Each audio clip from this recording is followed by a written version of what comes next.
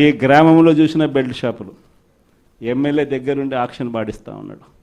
2 లక్షల 3 లక్షల నీ ఇష్టం. ఆ 2 లక్షలు కట్టడానికి పోలీసులు సపోర్ట్ చేస్తారు, దగ్గరుండి మద్యం అమ్మేట్టుగా.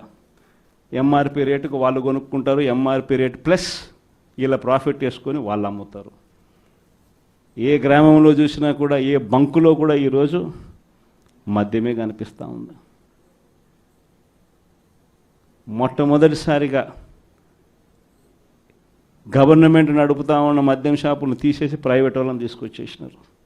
సంపూర్ణ మద్యపాన నిషేధం చేస్తున్నారు. చేశారా? సంపూర్ణ మద్యపాన నిషేధం అంటే ఏంటండి?